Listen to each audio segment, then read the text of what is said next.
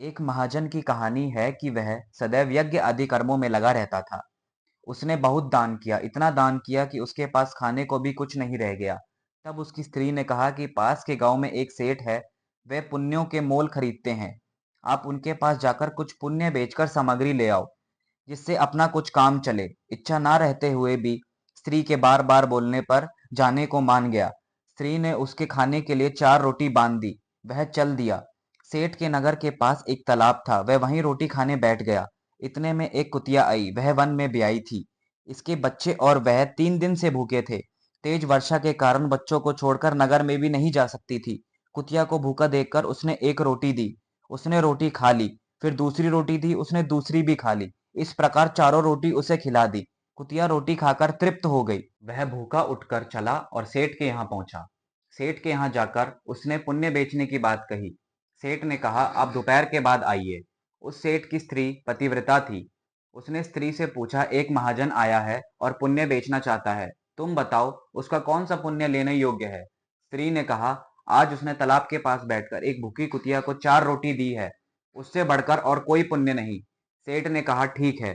नियमित समय पर महाजन सेठ के पास आया और बोला, मेरे पुण्य में से कौन सा पुण्य खरीदेंगे।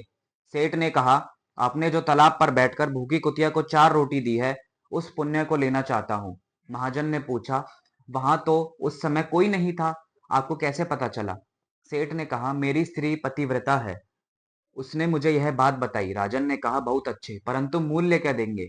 सेठ ने कहा, आपकी 4 रोटी के वजन के हीरे मोती तोल कर दे दूंगा। महाजन ने स्वीकार कर लिया और सेठ ने अंदाजे से उतने ही वजन की 4 रोटियां बनवाकर तराजू के एक हिस्से पर और दूसरे हिस्से पर हीरे मोती आदि रखवा दिए। किंतु बहुत से रत्न रखने के बाद भी रोटी वाला हिस्सा नहीं उठा। महाजन ने अपने पुण्यों का इस प्रकार का प्रभाव देखा तो उसने कहा कि सेठ जी, मैं अपना पुण्य नहीं बेचूंगा। सेठ बोला, जैसी तुम्हारी इच्छा। वह महाजन वहां से चल दिया और उसी तालाब के किनारे जा पहुंचा जहां उसने रोटी खिलाई थी। वहां से उसने चमकदार पत्थर तथा कांच के टुकड़ों को कपड़े में बांधकर घर चला गया। घर आकर वह पोटली अपनी स्त्री को दी और कहा, भोजन करने के बाद खोलेंगे। ऐसा कहकर वह बाहर चला गया और स्त्री को देखने की इच्छा हुई। उसने पोटली खोली तो उसमें हीरे पन्ने आदि रत्न जगमगा रहे थे। वह बहुत खुश हो गई।